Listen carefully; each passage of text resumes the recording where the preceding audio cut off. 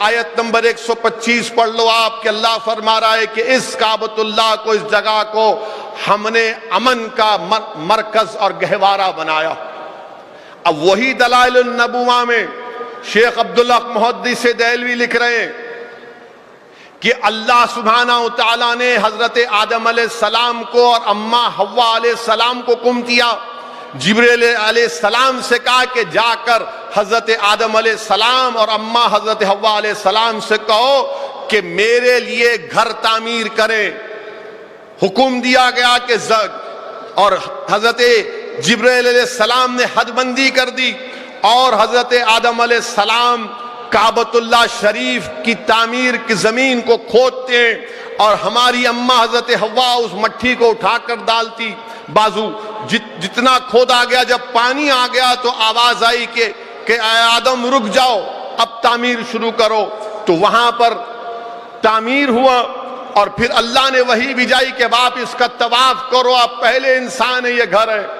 صدیاں بیت گئیں، نوح علیہ السلام آئے، حج کیے، صدیاں بیت گئیں، حضرت ابراہیم علیہ السلام آئے، اور انہوں نے وہاں پر کعبۃ اللہ کی بنیادوں کو اٹھایا، کعبۃ اللہ شریف کی بنیادوں کو اٹھایا۔ پھر بنو جریہ ایک قبیلہ تھا، اس نے کعبۃ اللہ کی تعمیر کی۔ اب جب اہل قریش کے زمانے میں کعبۃ اللہ شریف کہ اس کی دیواریں کمزور ہو گئی، تو علماء لکھتے ہیں تو اہل قریش اس بات کا فیصلہ کیے کہ کعبۃ اللہ کو دوبارہ تعمیر کریں گے۔ اور اس زمانے میں رسول اللہ صلی اللہ علیہ وسلم کی عمر مبارک 35 سال تھی، تو مشاورت ہوئی، سب سرداران قریش بیٹھے کہ کیا کرنا چاہیے، کسی نے یہ کہا، کسی نے وہ کہا۔ بہرحال ایک قریش کے سردار نے کہا کہ ہماری نیت صاف ہے، ہم تعمیر کرنا چاہتے ہیں، کوئی تخریب کرنا نہیں چاہتے۔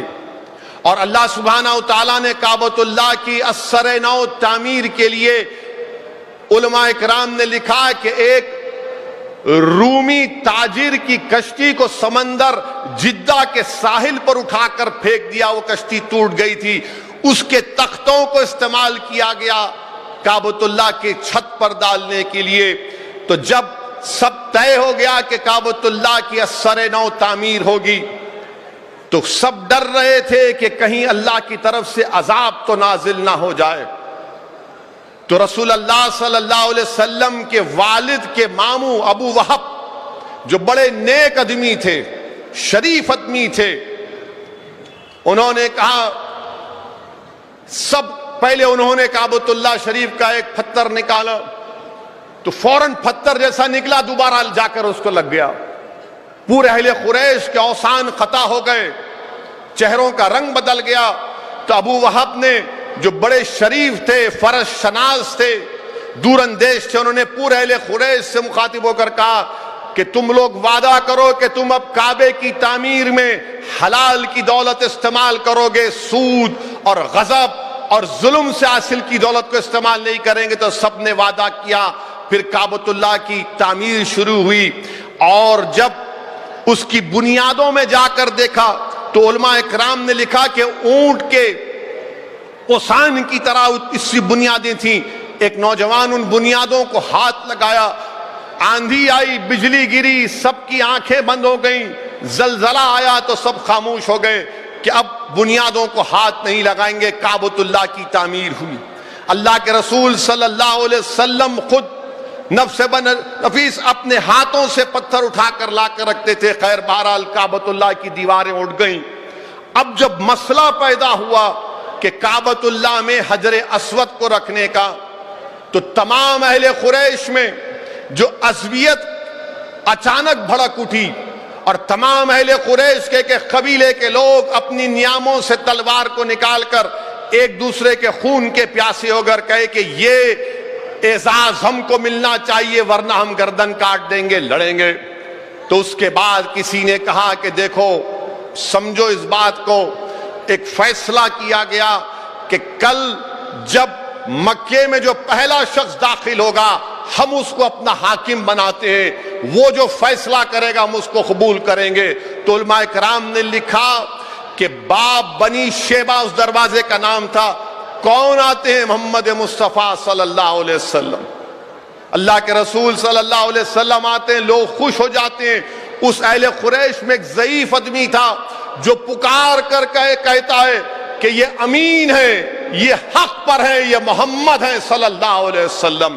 رسول اللہ صلی اللہ علیہ وسلم کو تمام ماجرا بتایا جاتا ہے. اللہ کے رسول صلی اللہ علیہ وسلم کیا فرماتے ہیں کہ ایک چادر لاؤ. چادر لائی جاتی ہے، تمام اہل قریش کے سرداروں سے کہتے ہیں اے بھائی صاحب آپ بیٹھ جائیے. تمام اہل قریش سے کہتے ہیں کہ اپنے مبارک ہاتھوں سے اٹھا کر حجر اسود کو چادر پر رکھ کر تمام قریش کے سرداروں سے کہتے ہیں کہ اس کو اٹھا کر ایک ایک کونی پکڑو اور لے کر جاؤ. اور جب اس مقام پر لے کر جاتے ہیں اللہ کے رسول صلی اللہ علیہ وسلم اپنے گورے گورے ہاتھوں سے اس کالے کالے پتھر کو کعبۃ اللہ میں لگاتے ہیں. تو میرے عزیز دوستوں اور بزرگوں، جو ایک دوسرے کے خون کے پیاسے بن گئے تھے وہ وہیں پر ختم ہو گیا. یہ ایسا حسن تدبر تھا، اس میں ایسی حکمت کی نصیحت تھی کہ اہل قریش پریشان تھے کہ جو کام اللہ کے رسول صلی اللہ علیہ وسلم نے فیصلہ لیا. میرے عزیز دوستوں اور بزرگوں، میں آپ کو یہ بتلانے کا مقصد یہ ہے کہ ہم رسول اللہ صلی اللہ علیہ وسلم کی امت ہیں. اللہ کے رسول صلی اللہ علیہ وسلم نے کعبۃ اللہ کی تعمیر میں حصہ لیا. اللہ کے رسول صلی اللہ علیہ وسلم نے، جو ہم ان کے امتی ہیں، اپنے مبارک گورے گورے ہاتھوں سے حجر اسود کو لگایا. اور انہی کا امتی کا نوجوان کے سامنے اگر اسلام کا ذکر ہوتا ہے تو بدکتا ہے، بغلیں جھانکتا ہے. جب اس کو بلاتے ہیں کہ بیٹا بیٹھ کر سن، دین کی بات ہے، تو بولے گا میں بیٹھ کے سنوں گا تو مجھے کوئی فنڈامنٹلسٹ کہہ دے گا، بنیاد پرست کہہ دے گا. مسلمانوں سمجھو، تم مسلمانوں جن کا ماضی تاریخ ہوتا ہے وہ پریشان ہوتے ہیں، جن کا کوئی ماضی نہیں ہوتا وہ پریشان ہوتے ہیں. تمہارا اور میرا ماضی تو تابناک ہے. تم اسلام سے دور بھاگ رہے ہو نوجوانوں، تم اسلام کے قریب آؤ. رسول اللہ صلی اللہ علیہ وسلم کے سچے دشمن بھی رسول اللہ صلی اللہ علیہ وسلم کی تعریف کرتے ہیں، محمد مصطفیٰ صلی اللہ علیہ وسلم کی تعریف کرتے ہیں. میرے عزیز دوستوں اور بزرگوں، میری ایک نوجوان سے بات چیت ہوئی اسی مسئلے کے اوپر، تو وہ مجھ سے کہنے لگا نہیں اسد صاحب، اب آپ پرانی دقیانوسی باتوں کو مت کرو، میں یہ پڑھتا ہوں، میں وہ کتاب پڑھتا ہوں. مجھ سے زیادہ قابل تھا وہ لڑکا. میں نے کہا بالکل پڑھو، چرچل کو پڑھو، ہٹلر کو پڑھو، ماؤ کو پڑھو، لینن کو پڑھو، مارکس کو پڑھو، بلکہ تم وولٹیر کو پڑھو. تو اس نے بولا وولٹیر کو پڑھو؟ میں نے ہاں وولٹیر کو پڑھو، اور وولٹیر کی essays on the custom and spirit of the nation کو پڑھو. بولا کہ لکھ لوں؟ میں نے کہا لکھ لے. پھر میں نے اس سے کہا کہ تم روسو کے سوشل کانٹریکٹ کو پڑھو. بولے وہ فرینچ روسو؟ میں نے ہاں روسو کے سوشل کانٹریکٹ کو پڑھو. کلاؤڈ ایمینوئل پیسٹورال کے زوراسٹرین کانفیکس اور محمد کو پڑھو. پھر میں نے اس نوجوان سے کہا کہ ہنری ڈیبولاس ویلیئرز کو پڑھو. برابر پڑھو، کون روک رہا ہے؟ تم ہر چیز پڑھو. تم بلکہ نیپولین کو ایک جگہ پر جیل میں رکھ دیا گیا تھا، اس کا نام سینٹ ہیلینا تھا. وہاں نیپولین نے اپنے میموائرز لکھے، یعنی تزک بولتے، یاداشیں لکھی. اس میں نیپولین نے کیا لکھا کہ محمد صلی اللہ علیہ وسلم واز اے گریٹ مین. اس نے کہا یہ عاملہ پڑھو، مگر یاد رکھو نوجوانوں سب پڑھو، مگر آمنہ کے لال کو، عبداللہ کے در یتیم کو بھی پڑھو. جب تم یہ پڑھو گے تو تمہاری زبان سے یہی نکلے گا.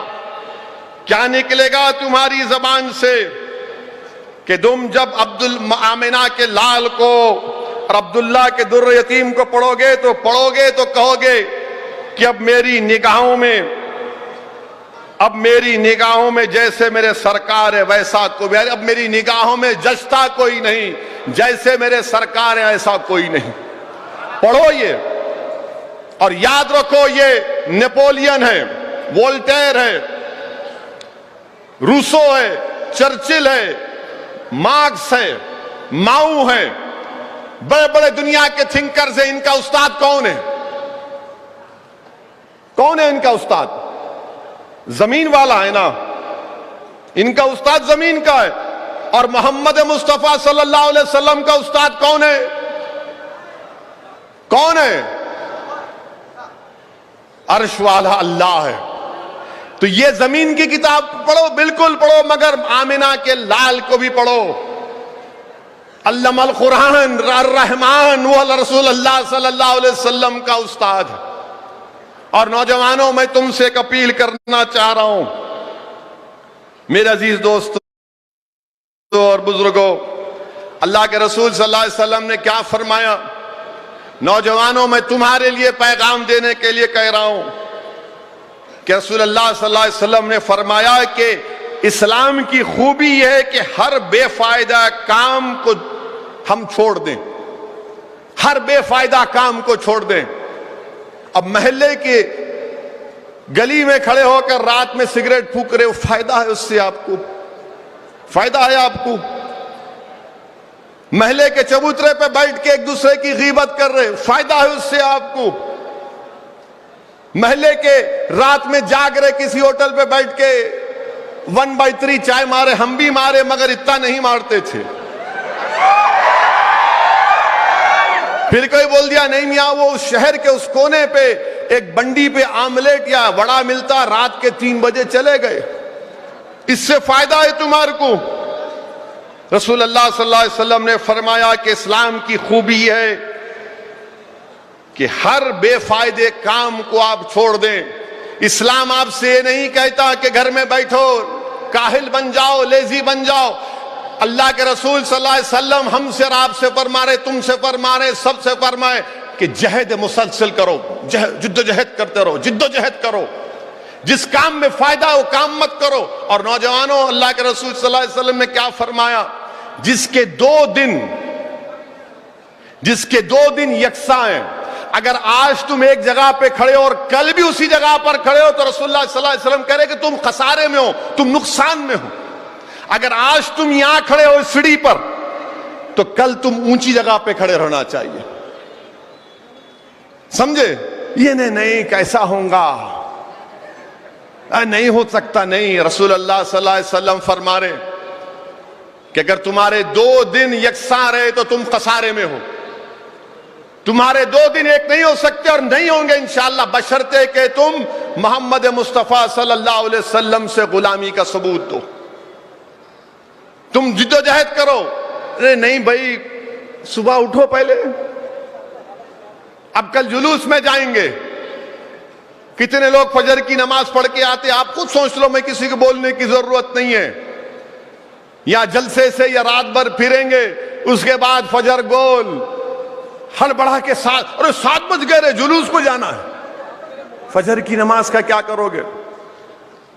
تو جب تک ہم اسلام کے فرض چیزوں کو پورا نہیں کریں گے، ہم کو کامیابی اور کامرانی نہیں ملنے والی ہے۔ بلکہ میں نوجوانوں آپ سے اپیل کر رہا ہوں کہ آپ میری اس بات کو یاد رکھو۔ کیا ہے میری اس بات کو آپ یاد رکھو؟ کیا ہے اس میری بات کو یاد رکھو کہ آپ نے نشے کو استعمال کیا۔ مسلمان نشے کو استعمال کرتا ہے، شراب کو پیتا ہے، ڈرگز استعمال کرتا ہے۔ میں تم سے ہاتھ جوڑ کے بھیک مانگ کے اپیل کر رہا ہوں، تم رسول اللہ صلی اللہ علیہ وسلم کے عشق کے نشے کے عادی ہو جاؤ ایک مرتبہ۔ تم محمد صلی اللہ علیہ وسلم کے عشق کے نشے کے عادی ہو جاؤ۔ تم نے جو گانجا، تم نے جو شراب پی کر جو تم زمین پر بوجھ بن چکے ہو، تم ایک بار رسول اللہ صلی اللہ علیہ وسلم کے عشق کے نشے کے عادی ہو جاؤ گے تو جو شراب اور ڈرگز نے تم کو دنیا پر بوجھ بنا دیا، محمد مصطفیٰ صلی اللہ علیہ وسلم کے عشق کا نشہ تم کو دنیا کا امام بنا دے گا، تم کو دنیا کا امام بنا دے گا۔ تم اچھا کون سا ڈرگز استعمال ہو رہا آج کل؟ AMP انجیکشن، پھر گٹکے میں گانجا ملا کے کھاتے ہیں، پھر پل ایکٹیسی ٹیبلٹ ہے ایک،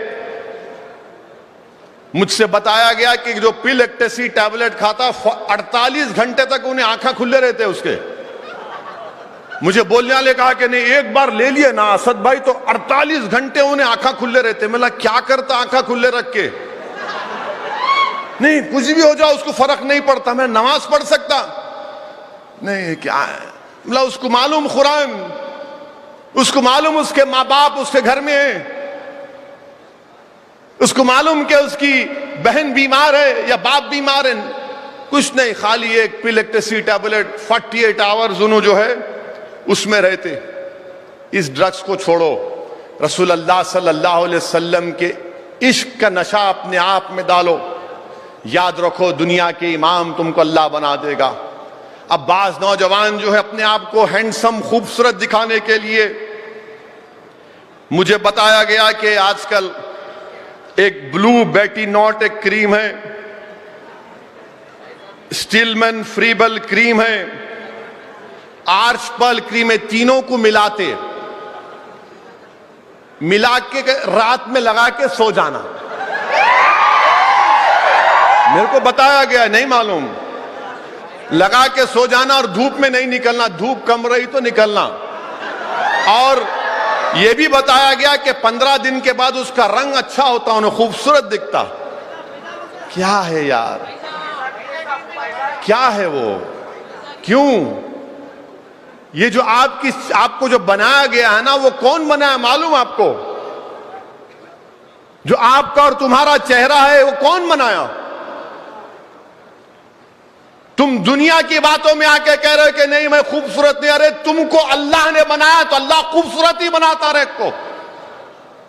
زمین و آسمان کا خالق اپنی مخلوق کو خوبصورت ہی بنا سکتا ہے، مگر تم نہیں، میرے کو لگانا ہے کریم، کریم والے کا فائدہ ہو رہا، آپ کا نقصان ہو رہا۔ مانے اس میں 3 کریم، بلو بیٹی نوٹ، سٹیلمن فریبل کریم، آرچ پرل کریم، 2 ٹیوب ڈالنا سنا بتایا گیا، اور 20 دن کے بعد بولے کہ تھوڑا رنگ، کہاں کا رنگ؟ تم کو رنگ بدلنے کا ہے نا، اگر آپ کو رنگ بدلنا ہے تو رسول اللہ صلی اللہ علیہ وسلم کی سنت کو اپنا لو، تم رسول اللہ صلی اللہ علیہ وسلم کی سنت کو اپنا لو تو حسن تمہارے سامنے آ کر ادب سے کھڑا ہو جائے گا۔ تم رسول اللہ صلی اللہ علیہ وسلم کی سنت کو اپنا لو، حسن تمہارے سامنے آ کر ہاتھ بن کے کھڑے ہو جائے گا۔ میرے نوجوانوں اس بات کا خیال رکھو، میں آپ سے یہ بھی اپیل کر رہا ہوں کہ میری اس بات کا یاد رکھیے کہ اللہ کے رسول صلی اللہ علیہ وسلم نے جب کوہ صفا پر کھڑے ہو کر مکہ کی سرزمین پر لوگوں کو دعوت دی کہ آؤ اسلام کو قبول کرو، تو کیا رسول اللہ صلی اللہ علیہ وسلم نے چاند کے 2 ٹکڑے کر کے دکھائے؟ کہ رسول اللہ صلی اللہ علیہ وسلم نے سورج کو واپس بلا کر دکھایا؟ نہیں۔ اللہ کے رسول صلی اللہ علیہ وسلم نے کیا کہا پہلے؟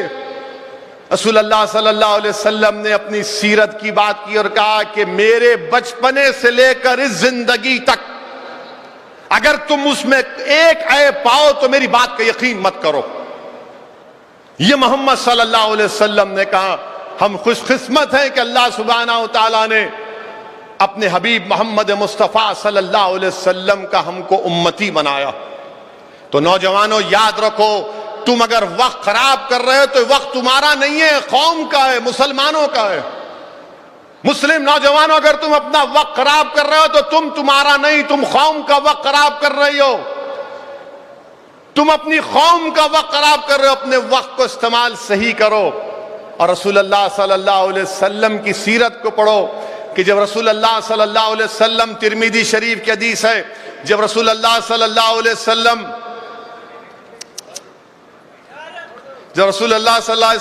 جب کسی سے ملتے تو پہلے ہاتھ ملاتے، پہلے مصافحہ کرتے، اور اس وقت تک اس کے ہاتھ کو نہیں چھوڑتے کہ جب تک وہ ہاتھ